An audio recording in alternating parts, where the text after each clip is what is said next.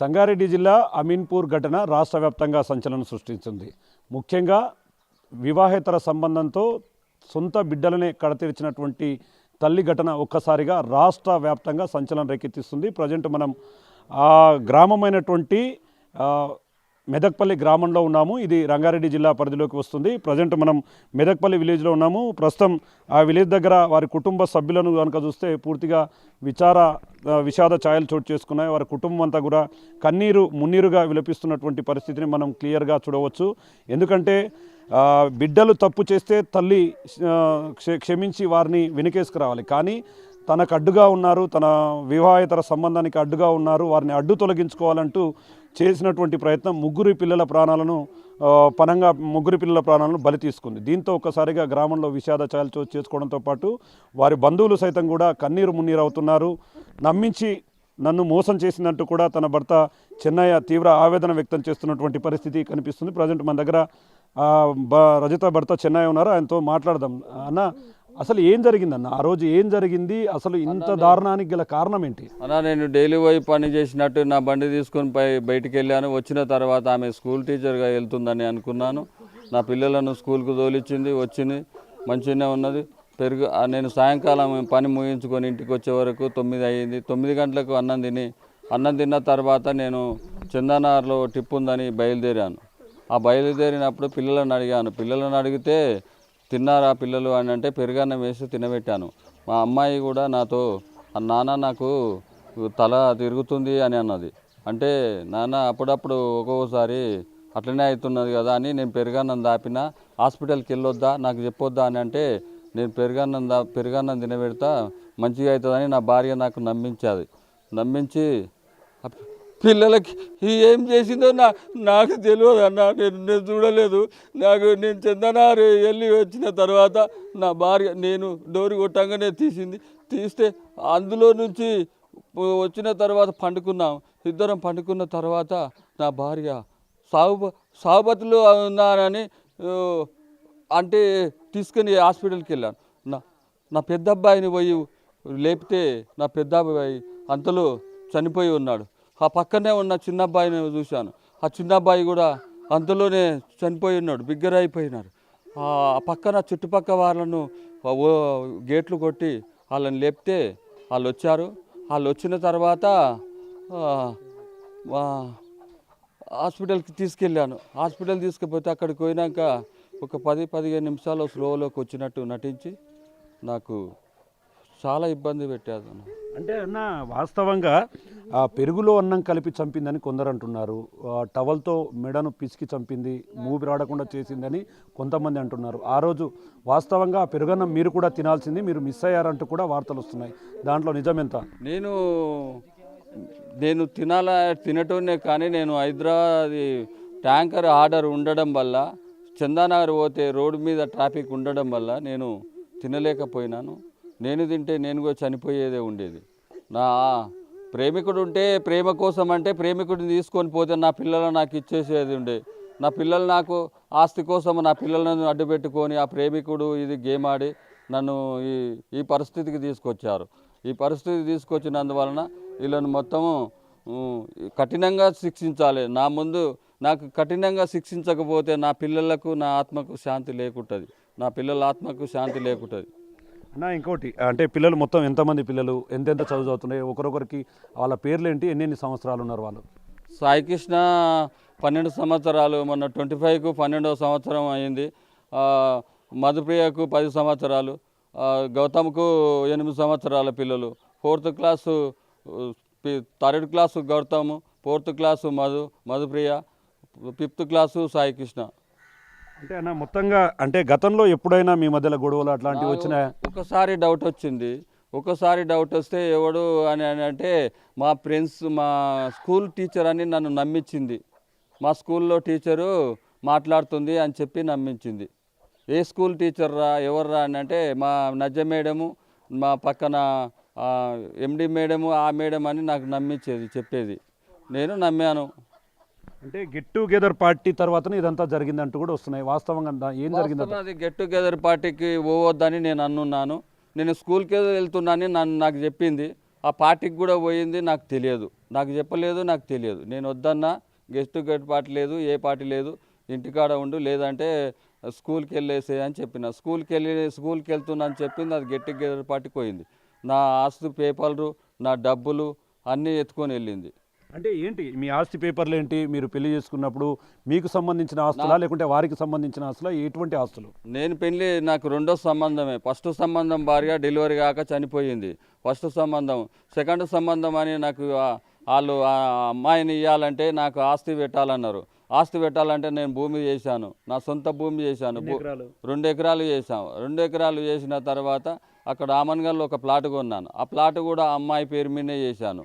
హైదరాబాద్లో ఒక ప్లాట్ కొన్నాను. ఆ హైదరాబాద్లో ఉన్న ప్లాట్ కూడా వాళ్ళ పేరు మీదే చేసిన. అంటే అన్న ఇక్కడ ఇన్నాళ్ళుగా అంటే పెళ్ళైన మీకు 13 ఏళ్ళు అవుతున్నట్టుగా తెలుస్తుంది. పెళ్ళైన తర్వాత ఎప్పుడు సంగారెడ్డికి వెళ్ళారు? అక్కడ ఏం పని చేసేవారు? నేను ఈ ఊరిలోనే తక్కువ, నేను ఉన్నదే అమీన్పూర్ మున్సిపల్ పరిధిలోనే ఎక్కువ జీవితం గడిపాను. 30 సంవత్సరాల పైన అయిపోయింది నేను చేయబట్టి, అక్కడ నివాసం చేయబట్టి. ఈరోజు కాదు, ఈరోజు ఊరిలోనే తక్కువ, మున్సిపల్ పరిధిలోనే ఎక్కువ ఉన్నా. అంటే ఎప్పుడైనా మీరు ఆమెను సీరియస్గా ఫోన్ మాట్లాడుతున్నప్పుడు అట్లాంటి విషయాల్లో సీరియస్ కావడం, ఏం చేస్తున్నావు అని అడగడం కానీ, అది పిల్లల దృష్టికి ఎప్పుడన్నా వచ్చిందా ఇట్లాంటి విషయాలు? నా ముందు ఎప్పుడు మాట్లాడినట్టు కనిపించకపోయేది.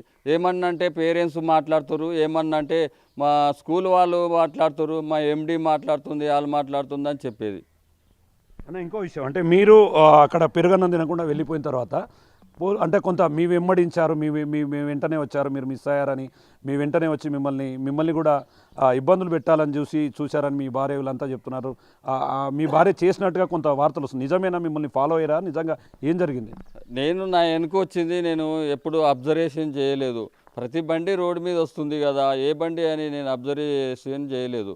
నేను వెళ్ళాను, చందనారు పోయిన తర్వాత నేను అక్కడ మార్వాడి షాపు వాళ్ళ దగ్గర వాటర్ పోసి తర్వాత ఇంటికి వచ్చే వరకు మా భార్య ఇంటిలోనే ఉన్నది. నేను డౌట్ పోలేదు. అట్లా నాకు నా వెంబడించిందంటే నేను డౌట్ పోతుంటే మా భార్య ఇంటిలో డోర్ కొడితే డోర్ తీసింది. డోర్ తీసిన తర్వాత పండుకుంటా అంటే నేను పండుకుంటలేరా అని పండుకుని ఉన్నాం. అంటే ఎప్పుడు పిల్లలు విషయం తిన్నారని మీకు ఎప్పుడు తెలిసింది? మీకు అంటే చూసిన వెంటనే మీరు గమనించారా? ఆ రోజు వాస్తవంగా మీరు వచ్చినప్పటి నుంచి ఎంత అంటే హాస్పిటల్కి తీసుకుపోవడం ఇట్లాంటివి ఎంతసేపట్లో జరిగిపోయినాయి? 11 గంటల తర్వాత వచ్చి పండుకున్నాను. పండుకున్న తర్వాత నిద్రలో ఉన్నప్పుడు 2:30 ప్రాంతంలో చనిపోయే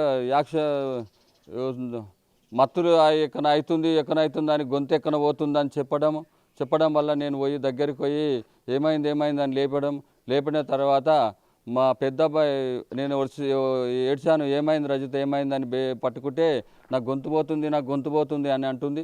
అన్న తర్వాత తీసుకొని పక్కన పోయి డోరు కొడితే వాళ్ళు కొద్దిసేపటికి వచ్చారు, 1/2 అవర్ తర్వాత వచ్చారు.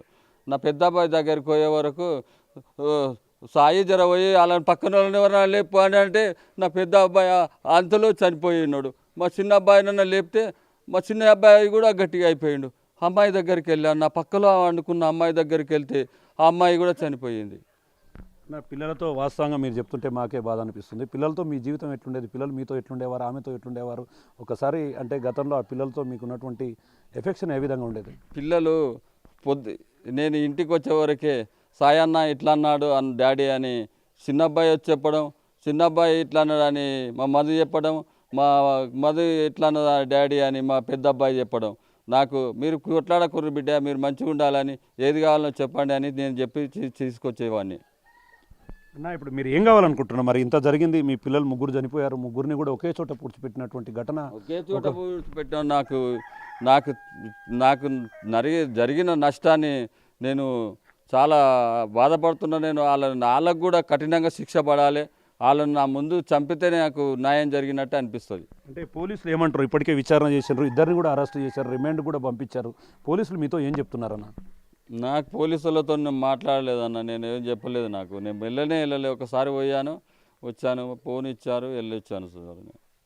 ఓకే, అంటే ఘటన జరిగినాక పోలీసులకు ఎన్ని గంటలకి ఈ విషయం తెలిసింది? ఎవరు చెప్పారు పోలీసులకు? ఘటన జరిగినప్పుడు నా కాల్లో మాకు వాటర్ ట్యాంకర్ ఓపించుకున్న ఆయన మురళీ సార్ అనే అతనికి ఫోన్ చేశాను. అంతలో ఆయన అంబులెన్స్ తీసుకొని వచ్చారు. అది ఆ పక్కన వాళ్ళ నాలుగులను పిలిస్తే వాళ్ళు వచ్చి వేసుకుపోయారు సార్. అంటే అంటే ఏం విషయం కలిపింది పెరుగన్నంలో ఎలాంటి విషయం కలిపింది ఏంది అనేది ఏమైనా తెలుసు? అది ఏం కలిపింది నాకు తెలియదు సార్. అది ముగ్గురు పిల్లలను అయితే చంపేసింది. అది మాత్రం ఉండకూడదు. నాకైతే నా ఆస్తులు తీసుకొని నా పిల్లలు చంపేసి నన్ను చంపేద్దామని చూసింది అంతే. నేను ఆ రోజు పెరుగన్నం తినకపోవడం వల్ల నేను తప్పిపోయినా. చూస్తున్నాం ఒకవైపు చెన్నయ్య ఈ విధంగా చెప్తున్నాడు. మనం క్లియర్గా వారి ఇంటి పరిసర ప్రాంతాల్లో కూడా చూడొచ్చు విషాద ఛాయలు చోటు చేసుకున్నాయి. ఇప్పటికే చెన్నయ్య పూర్తిగా అసలు ఏం జరుగుతుంది, తన చుట్టూ ఏం జరిగింది, తనను నమ్మించి ఈ రకంగా మోసం చేసి పూర్తి స్థాయిలో తన కుటుంబ పతనానికి కారణమైనటువంటి తన భార్య రజితను పూర్తి స్థాయిలో శిక్షించాలంటూ కూడా ఆయన వాపోతున్నాడు. తన పిల్లలను ఊరికి సమీపంలోనే ఒకే చోట పూడ్చుకొని నిత్యం కూడా అటువైపు వెళుతూ మనోవేదనకు గురవుతున్నటువంటి పరిస్థితి ఈ గ్రామంలో, మెదక్పల్లి గ్రామంలో కనిపిస్తుంది. ఏదేమైనప్పటికీ దేశవ్యాప్తంగా ఇదొక సంచలనంగా మారింది.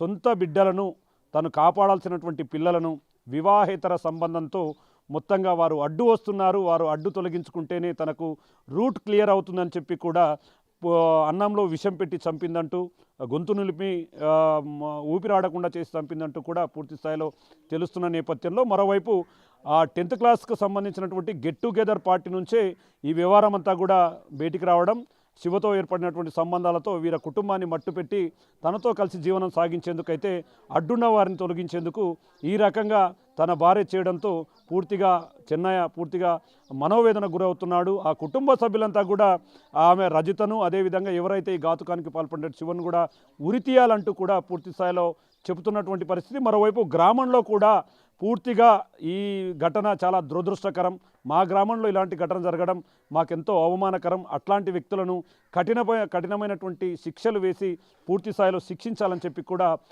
మెదక్పల్లి గ్రామంలో చెప్తున్నటువంటి పరిస్థితి కనిపిస్తుంది. ఇది ఓవరాల్గా అమీన్పూర్లో తన సొంత బిడ్డలను కడతీర్చినటువంటి తల్లి ఘటనకు సంబంధించినటువంటి overall update. Camera person Nageshwar, Shankar Goud, big TV, మెదక్పల్లి నుండి.